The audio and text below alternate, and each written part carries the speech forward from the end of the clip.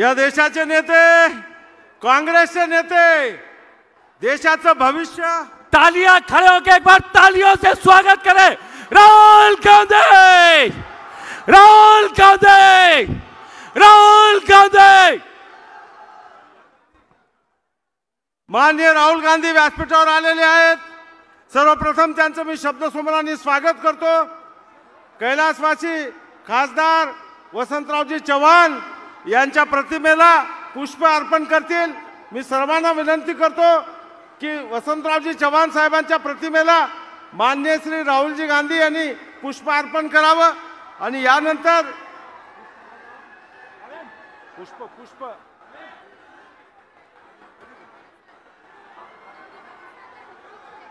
राहुल गांधी काँग्रेस पक्षाचा, महाविकास आघाडीचा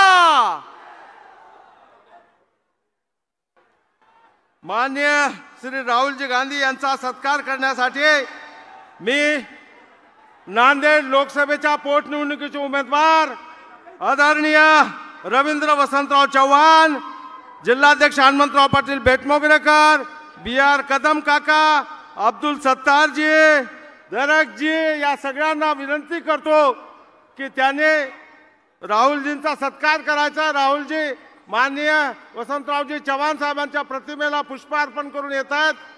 आपले लाडके नेते अचानक आपल्याला सोडून गेले आणि माननीय वसंतरावांच्या निधनामुळे पोटनिवडणूक लागली। मी रवींद्र चव्हाण, हनुमंतराव पाटील, अब्दुल सत्तार, BR कदम, दरकजी यांना विनंती करतो की त्यांनी माननीय राहुलजी गांधी यांचा सत्कार करावा। सत्कारामध्ये पवित्र गुरुद्वाऱ्याची प्रतिमा त्यांना देण्यात यावी। खादीचा सुतीहार, शाल, श्रीफळ देऊन या देशाच्या नेत्याचा सत्कार होतोय। मी सर्व विचारपीठाला, व्यासपीठाला विनंती करतोय, राहुल गांधी काँग्रेस पक्षाचा। सर्व उमेदवारांना विनंती करतो, विधानसभेचे उमेदवार उभे राहतील, लोकसभेचे उमेदवार उभे राहतील। व्यासपीठावर सचिन पायलट साहेब, रमेश चन्नीतला साहेब पुष्पहाराने स्वागत झालं। यानंतर विचार मंचावर मी श्री यशपालजी भिंगे यांना विनंती करतो, विजय चव्हाण, यशपाल भिंगे, आनंद चव्हाण, श्याम दरक यांना विनंती करतो की त्यांनी काठी आणि घोंगडे देऊन माननीय राहुलजी गांधी यांचा सत्कार करावा। ताबडतोब कृपा करून, वेळ कमी आहे, लवकर या। माननीय राहुलजी गांधी यांचा सत्कार श्री यशपाल भिंगे, आनंद चव्हाण, विजय चव्हाण, श्याम दरक या सगळ्यांना विनंती करतो। रवींद्र चव्हाण, हनुमंतराव पाटील, मेनलताई खतगावकर, अब्दुल सत्तार भाई, आमचे सर्व उमेदवार या सर्वांना विनंती करतो, या देशाच्या नेत्याचा आगळा वेगळा सत्कार काठीनं घोंगडं घेऊ द्या किरण, मला बी जत्राला येऊ द्या किरण। राहुल गांधी। माननीय राहुलजी गांधी यांचा सत्कार संपन्न झालेला आहे। माननीय शिवसेनेचे नेते, राष्ट्रवादीचे नेते माननीय सूर्यकांताताई पाटील, माधवरावजी किनाळकर सर्वांची उपस्थिती तर लाभलेल्या मी यानंतर लोकसभेचे उमेदवार रवींद्र वसंतराव चव्हाण यांना विनंती करतो की त्यांनी प्रेम आहे रवींद्र वसंतराव चव्हाण यांनी प्रास्ताविकपर आपलं भाषण। रवींद्र वसंतराव चव्हाण।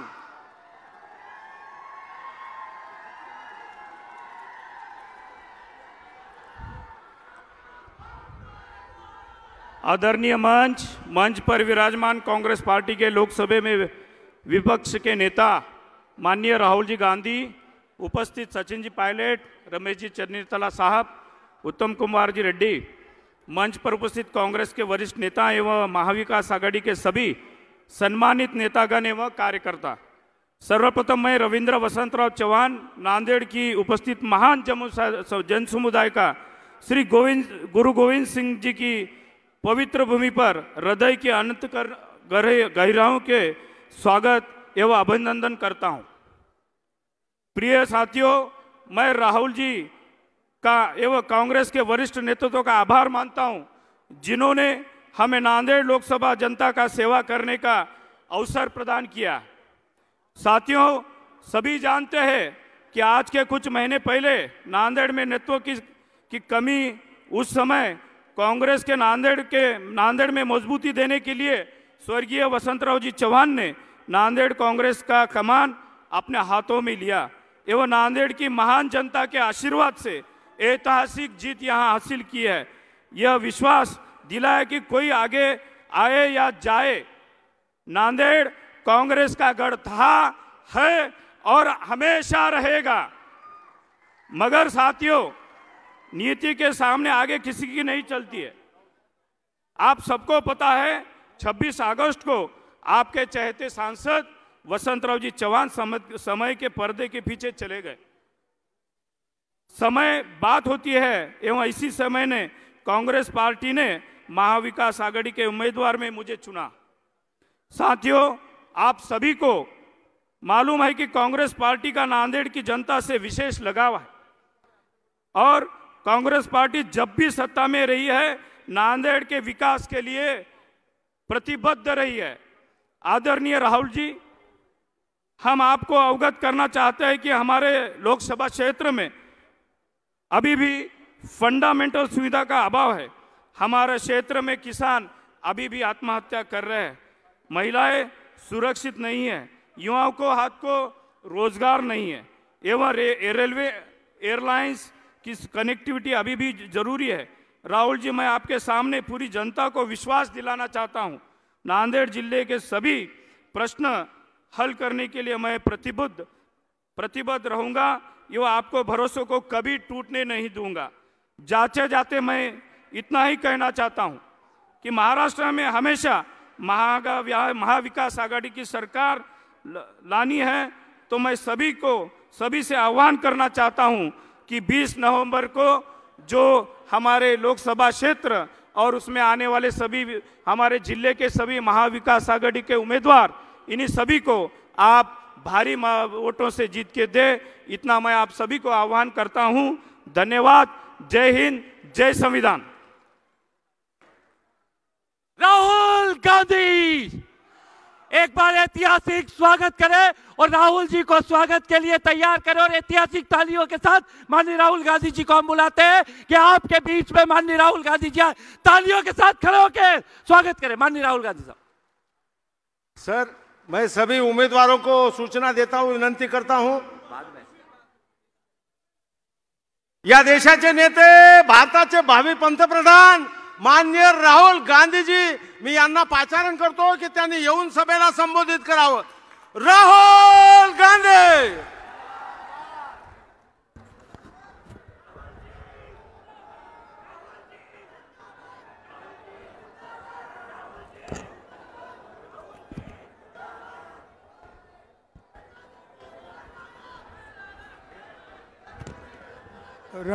रमेश चन्नीथाला जी, सचिन पायलट जी, उत्तम रेड्डी जी, पी श्रीनिवास रेड्डी जी, बी.आर. कदम जी, स्टेज पे सीनियर नेता, हमारे प्यारे कार्यकर्ता, गठबंधन के प्यारे कार्यकर्ता, भाइयों और बहनों, प्रेस के हमारे मित्रों, आप सबका यहाँ बहुत बहुत स्वागत, नमस्कार। कैसे हैं आप लोग?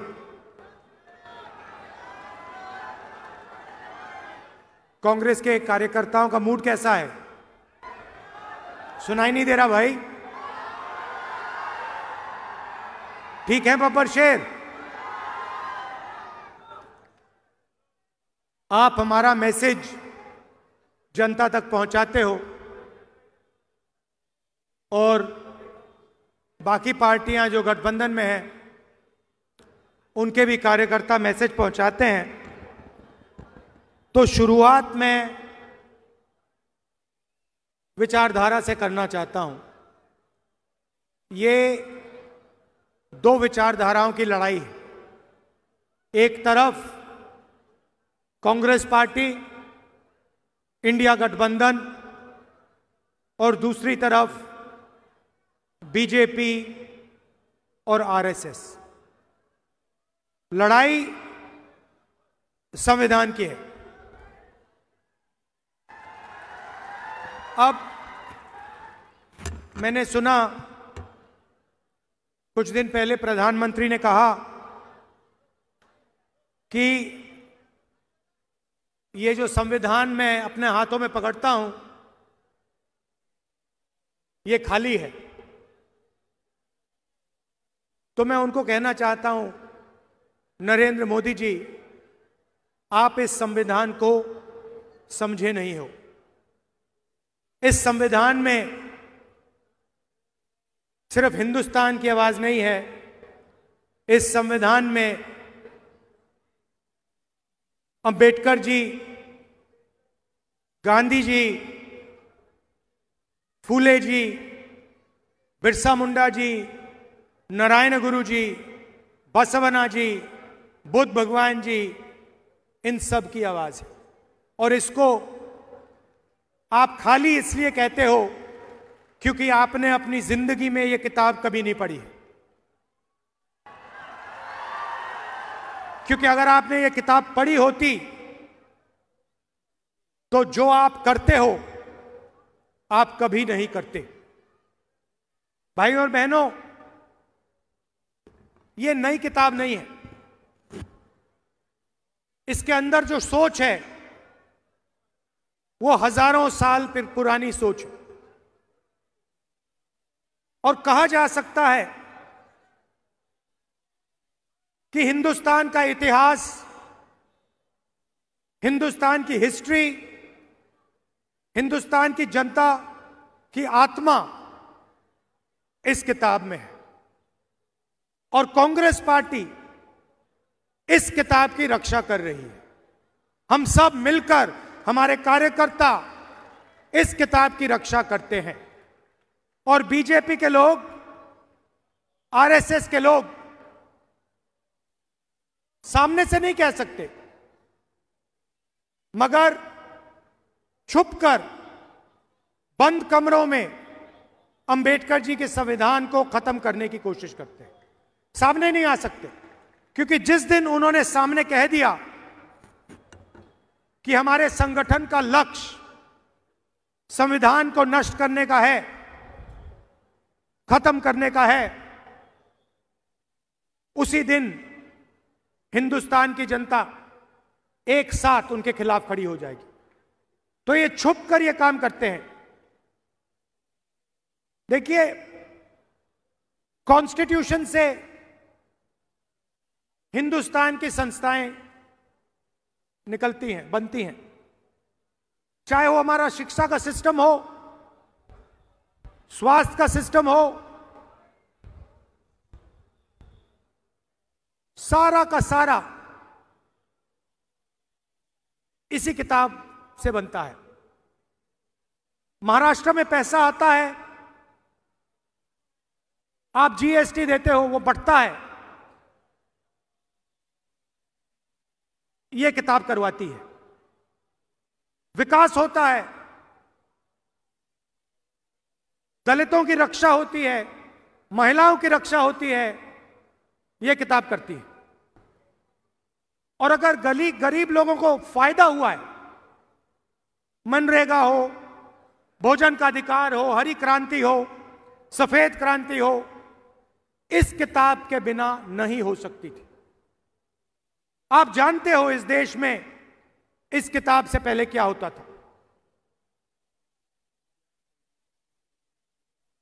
वोट मिलता है आपको, ये जो चुनाव हो रहा है इसी किताब के कारण हो रहा है।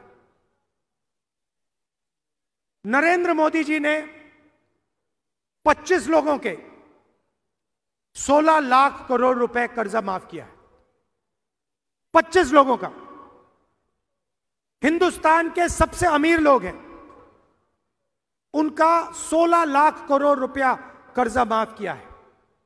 इस किताब में कहीं नहीं लिखा, इस किताब में कहीं नहीं लिखा कि 25 लोगों का 16 लाख करोड़ रुपया कर्जा माफ होना चाहिए और किसानों का, मजदूरों का, गरीबों का 1 रुपया नहीं माफ होना चाहिए। कहीं नहीं लिखा इसमें।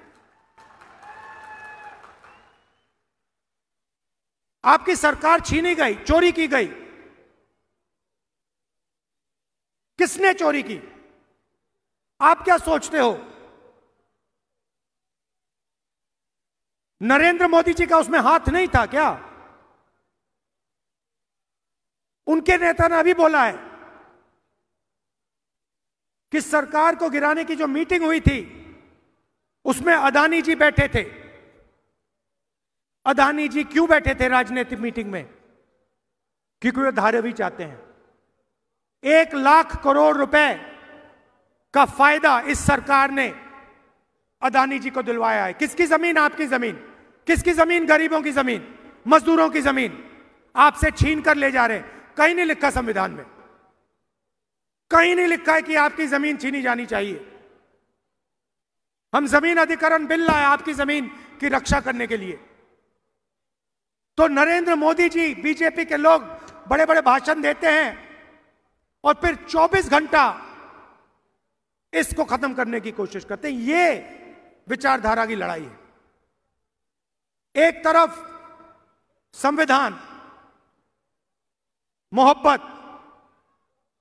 आदर, भाईचारा, दूसरी तरफ नफरत, हिंसा, अहंकार और इसको खत्म करने की कोशिश। यह लड़ाई चल रही है और इस लड़ाई में आप सब शामिल हो। 4000 किलोमीटर हम चले। क्या जरूरत पड़ी? क्यों जरूरत पड़ी? यात्रा का नाम भारत जोड़ो यात्रा। एक ही नारा दिया हमने, नफरत के बाजार में मोहब्बत की दुकान खोलनी है। ये जहां भी जाते हैं नफरत फैलाते हैं। एक प्रदेश को दूसरे प्रदेश से लड़ा देंगे। मणिपुर जाइए, जाके देखिए वहां क्या हुआ है। आज तक हिंदुस्तान का प्रधानमंत्री मणिपुर नहीं जा सकते और ना गए। इतिहास में नहीं हुआ ऐसे कि हमारे प्रधानमंत्री एक प्रदेश में जो जल रहा है 1.5 साल के लिए वहां गए नहीं। एक धर्म को दूसरे धर्म से लड़ाएंगे, एक जात को दूसरी जात से लड़ाएंगे, बांटने का काम करेंगे और धन 20-25 लोगों के हवाले करेंगे। देश में बेरोजगारी है, महंगाई बढ़ती जा रही है। अदानी को, अंबानी को कोई नुकसान नहीं हो रहा। उनका धन बढ़ता जा रहा है। एयरपोर्ट मिल गए, पोर्ट्स मिल गए, सड़कें मिल गई, अब धारा भी दिया जा रहा है। नुकसान आपका है, नुकसान सोयाबीन के किसान का है, नुकसान मजदूर का है, नुकसान बेरोजगार युवा का है। और आप लोग देखते रहते हो, आपके आंखों के सामने हो रहा है और आप देखते रहते हो। धारा भी आपके आंखों के सामने छीनी जा रही है। 1 लाख करोड़ रुपए, 70,000 करोड़ रुपए में हमने हिंदुस्तान के हर एक किसान का कर्जा माफ कर दिया था। 70,000 करोड़ रुपए में हिंदुस्तान के हर किसान का कर्जा माफ कर दिया। उतना पैसा अदानी को सिर्फ मुंबई में दिया जा रहा है।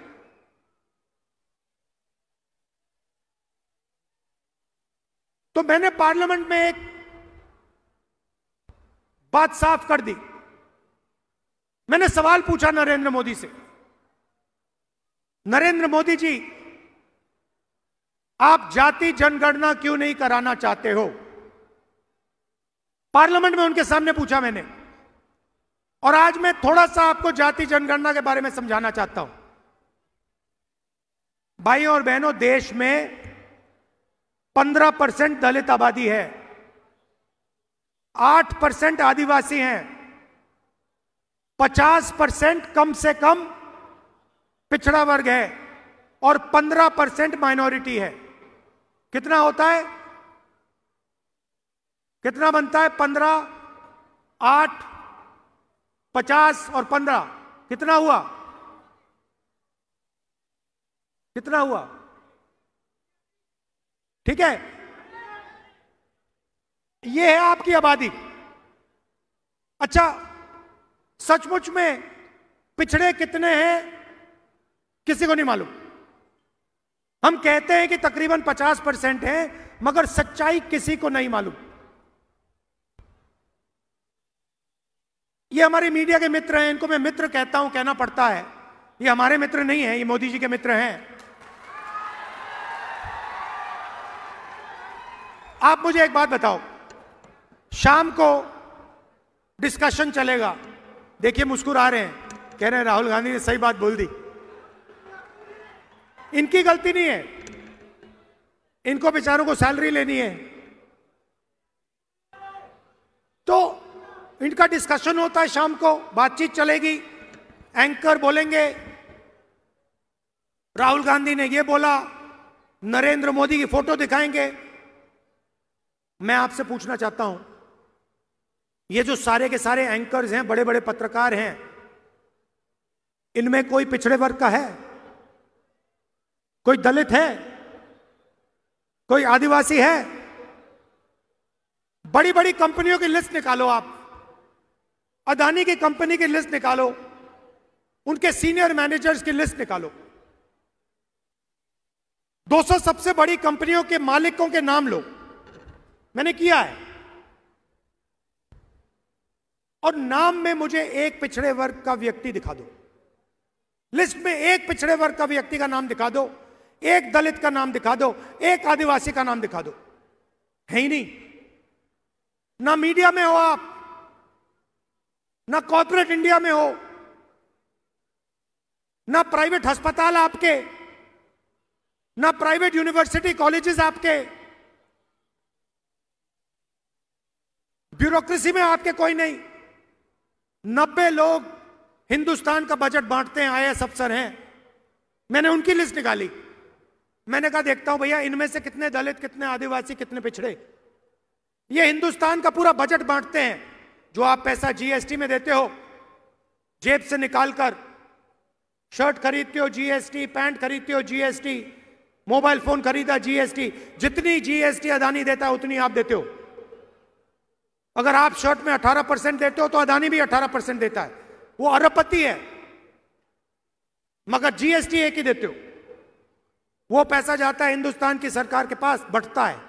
कौन बांटते हैं? मक्खन कौन बांटते हैं? 90 अफसर बांटते हैं।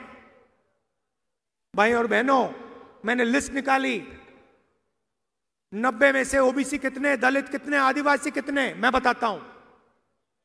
90 में से एक आदिवासी है, और अगर 100 रुपए बंटते हैं बजट में, तो आदिवासी अफसर 10 पैसे बांटते हैं। 8% आबादी, 100 रुपए में से 10 पैसे भागीदारी। दलित है 15%, भागीदारी होनी चाहिए 15%।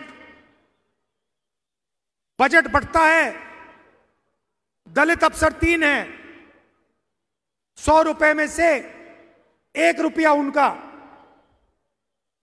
दलित अफसर 100 रुपए में से 1 रुपया बांटता है। आबादी 15%, भागीदारी होनी चाहिए 15%। 100 रुपए में से 1 रुपया, 1%। और हमारे पिछड़े भाई जो हैं 50% उनकी आबादी है, पता नहीं शायद 50 है, 55 हो, 60 भी हो सकती है। उनके 3 अफसर बैठा रखे हैं। और जिनकी 50% आबादी है, 50% आबादी है, 100 रुपए में से 5 रुपए उनके, 100 रुपए में से 5 रुपए उनके। आबादी 50% से कम नहीं है, भागीदारी 5 100 में से। तो अगर आप दलितों, आदिवासियों, पिछड़ों को जोड़ दें तो 100 रुपए में से 6 रुपए 10 पैसे आपके। बात समझिए, आबादी आपकी 90%, भागीदारी आपकी 100 रुपए में से 6 रुपए 10 पैसे। और सारा का सारा पैसा, सारा का सारा फायदा उन्हीं 15-20 लोगों को जाता है, आपके जेब से निकलता है, आपको शायद पता भी नहीं लगता। किसान खेती करता है, खून पसीना दे देता है, फिर जाकर बच्चे के लिए टी शर्ट खरीदता है, शायद उसे यह भी नहीं मालूम कि जितना टैक्स वो दे रहा है उतना ही टैक्स अदानी उसी टी शर्ट के लिए अपने बच्चे को अगर खरीदता, अपने बच्चे के लिए खरीदता तो उतना ही टैक्स वो दे रहा है। वो अरबपति है, उसके लाखों करोड़ रुपए माफ हो रहे हैं, उसको धारा भी दी जा रही है, मगर टी शर्ट खरीदेगा अपने बच्चे के लिए तो जितना टैक्स हिंदुस्तान का सबसे गरीब किसान देगा उतनी टैक्स वो देगा। क्या मतलब है इसका? कहीं नहीं लिखा इसमें। इसमें लिखा है सब समान है। इसमें लिखा है कि अगर अरबपतियों का कर्जा माफ होगा तो किसानों का भी कर्जा माफ होना चाहिए।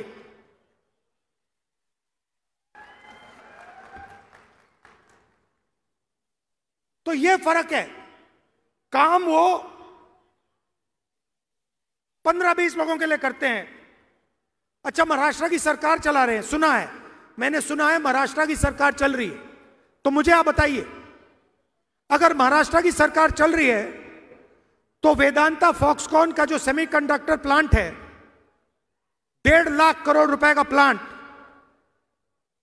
लाखों रोजगार देने वाला प्लांट, महाराष्ट्र से गुजरात कैसे चला गया? अगर महाराष्ट्र की सरकार चल रही है तो टाटा एयरबस हवाई जहाज मैन्युफैक्चरिंग प्लांट 1.8 लाख करोड़ रुपए का प्लांट, जिससे 10,000 युवाओं को रोजगार मिलता, वो गुजरात कैसे चला गया?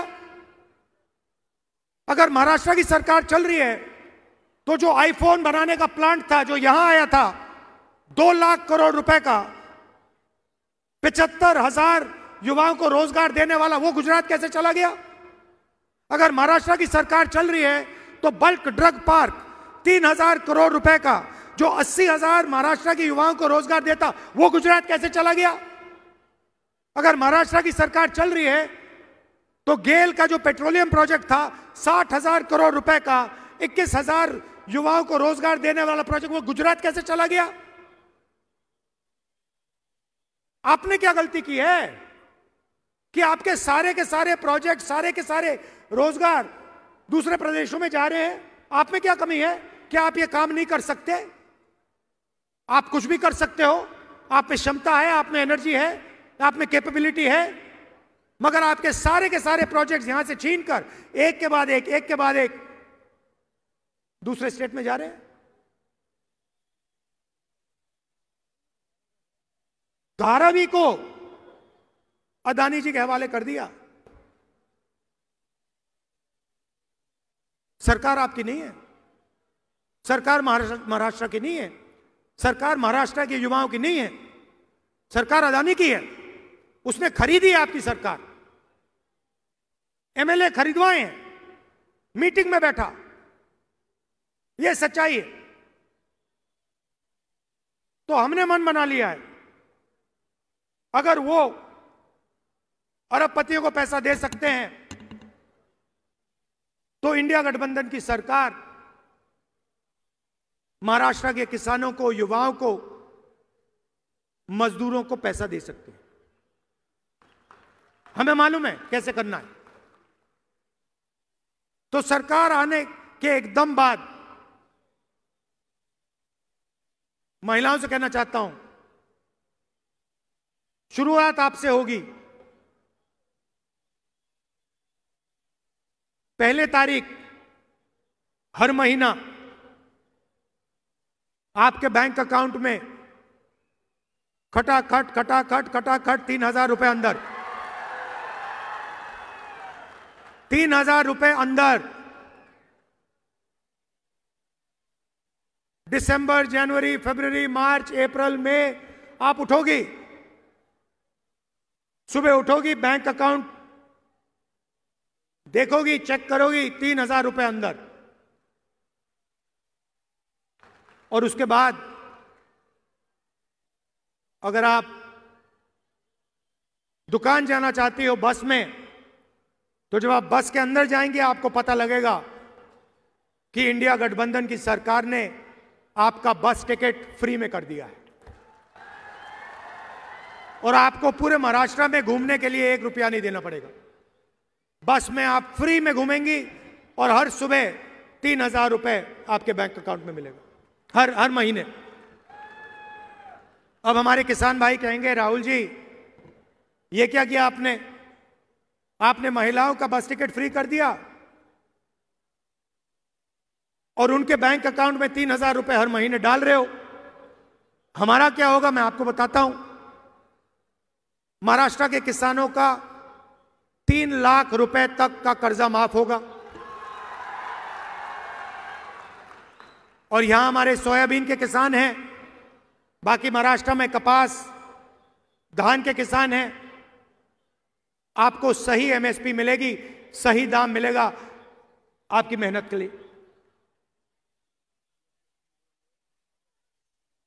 कास्ट सेंसस की मैंने बात की, जाति जनगणना से यह पता लग जाएगा दलित कितने, आदिवासी कितने, पिछड़े कितने, भागीदारी कितनी है पता लग जाएगी। हर संस्था में हम पता लगाएंगे दलित कितने, आदिवासी कितने, पिछड़े कितने, और आपको पता लग जाएगा आपकी भागीदारी कितनी है। पार्लियामेंट में मैंने साफ बोल दिया, महाराष्ट्र में भी कराएंगे। पार्लियामेंट में नेशनल सेंसस कराएंगे, कास्ट सेंसस। मैंने मोदी जी के सामने बोला, मोदी जी अगर आप नहीं करोगे तो हम जाति जनगणना लोकसभा में, राज्यसभा में करा के दिखाएंगे। और ये जो 50% की दीवार बना रखी है कि रिजर्वेशन 50% से ज्यादा नहीं होगा, इस दीवार को भी लोकसभा में, राज्यसभा में कांग्रेस पार्टी इंडिया गठबंधन तोड़ के परे करेगी। कैसे नहीं होगा 50% से ज्यादा रिजर्वेशन? हम करवा के दिखाएंगे 50% से ज्यादा रिजर्वेशन। आपकी आबादी 90% है,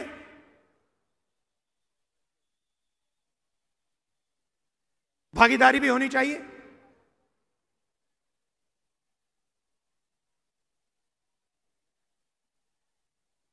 गरीब लोगों को सबसे ज्यादा कष्ट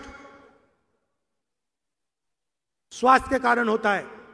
चोट लग जाती है, दिल का दौरा हो जाता है, किसी को कैंसर हो जाता है, किडनी की बीमारी हो जाती है, लिवर की बीमारी हो जाती है। आप प्राइवेट अस्पताल में जाते हो, वही 20-25 अरबपतियों के प्राइवेट अस्पताल में आपसे लाखों रुपए लिया जाता है। टेस्ट होते हैं, एमआरआई होता है, अस्पताल के बाहर आते हो, बिल देखते हो, लाखों रुपए निकल जाते हैं जेब से। इसीलिए हमारी सरकार, कांग्रेस पार्टी इंडिया गठबंधन की सरकार, महाराष्ट्र के गरीब लोगों को 25 लाख रुपए तक का हेल्थ इंश्योरेंस देने जा रही है। आप बीमार हो गए, गरीब से गरीब किसान, बेरोजगार युवा, गरीब से गरीब मजदूर बीमार होगा, आप अस्पताल में जाओगे, स्टेंट लगवाओगे, वैल्व बदलोगे, ट्रांसप्लांट कराओगे, 25 लाख रुपए सरकार आपको इलाज के लिए देगी।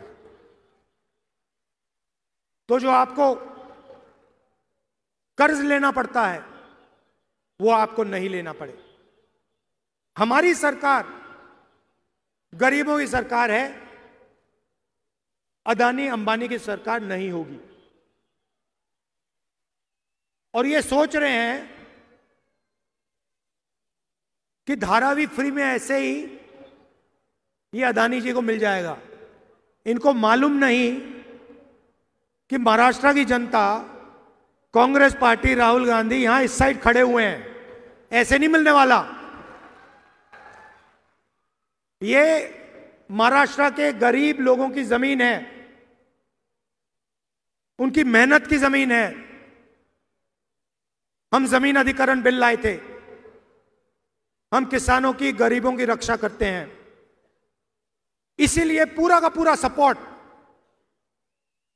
नरेंद्र मोदी जी को दिया जा रहा है। दोस्ती है उनकी। सरकार आपकी इसलिए गिराई गई अदानी जी मीटिंग में बैठे थे, साफ बोला है। क्यों बैठे थे मीटिंग में? धारावी 1 लाख करोड़ रुपए के लिए बैठे थे मीटिंग में। आपकी जमीन, आपका भविष्य और युवाओं के लिए जो नरेंद्र मोदी जी ने बेरोजगारी फैला रखी है सब जगह, स्मॉल मीडियम इंडस्ट्री बंद कर दी, किसानों को सही पैसा नहीं देते, सही दाम नहीं देते, जीएसटी, गलत जीएसटी लागू कर दी, नोटबंदी लागू कर दिया। ये हथियार हैं। आप ये मत सोचिए कि ये योजनाएं हैं। ये छोटे व्यापारियों को मारने के हथियार हैं, ये किसानों को मारने के हथियार हैं।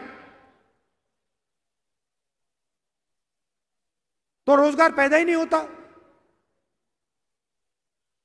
तो इसीलिए हमने कहा है कि 2.5 लाख सरकारी नौकरियां जो महाराष्ट्र की सरकार ने आपको नहीं दी हैं, वो हम चुनाव जीतते ही 2.5 लाख नौकरियां महाराष्ट्र के युवाओं को दे देंगे। हर जात को, गरीब से गरीब लोगों को,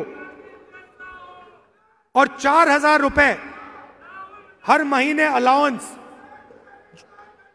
जो हमारे बेरोजगार युवा हैं उनको उस दिन तक मिलेगा जब तक वो बेरोजगार हैं। भाइयों और बहनों, जो मैंने शुरुआत में बात बोली थी, लड़ाई अंबेडकर जी के संविधान को बचाने की है।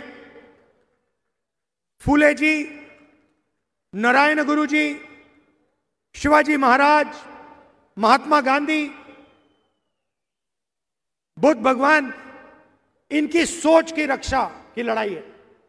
आप जानते हो कि आरएसएस की सोच इन सब के खिलाफ है। आप जानते हो कि आरएसएस इसको खत्म करना चाहती है। हर गरीब व्यक्ति जानता है कि आरएसएस इसको खत्म करना चाहते हैं। उनके नेता ने कहा है कि ये तो खाली है, ये देखो, ये देखो खाली है, देखो, ये देखो खाली है। उनके नेता कहते हैं कि ये खाली है। ये खाली नहीं है, इसमें हिंदुस्तान की हिस्ट्री है, हिंदुस्तान के महापुरुषों की सोच है। ये है ये किताब, और इसको ये खत्म करना चाह रहे हैं। हम इसको कभी खत्म होने नहीं देंगे, सवाल नहीं उठता। तो ये मैं आपसे कहना चाहता था। आप दूर दूर से आए, कष्ट उठाया आपने, इसके लिए मैं आपको दिल से धन्यवाद करता हूं। नमस्कार, जय महाराष्ट्र, जय हिंद। धन्यवाद राहुलजी। यानंतर विलास धबाले यांचा काँग्रेस प्रवेश आहे। रमेश चन्नीथला साहेब यांच्या पुढे। त्याआधी सर्व कॅन्डिडेट आदरणीय राहुलजीच्या अवती बाजूला, डाव्या आणि उजव्या बाजूला लोकसभा आणि विधानसभेचे कॅन्डिडेट उभे राहून त्यांना हात दाखवून आशीर्वाद देत आहेत। विलास धबालेजी, आपण पुढे या। आपला काँग्रेसमध्ये चन्नीथला साहेबांच्या हस्ते प्रवेश आहे। मोहनराव हंबर्डे यांना विनंती करतो की त्यांनी त्यांचा प्रवेश करून घ्यावा।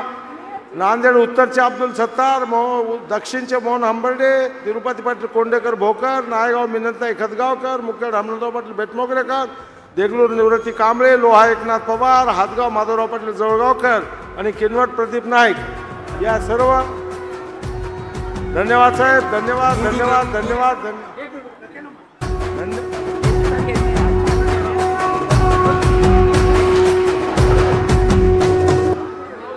रंगुला राहुल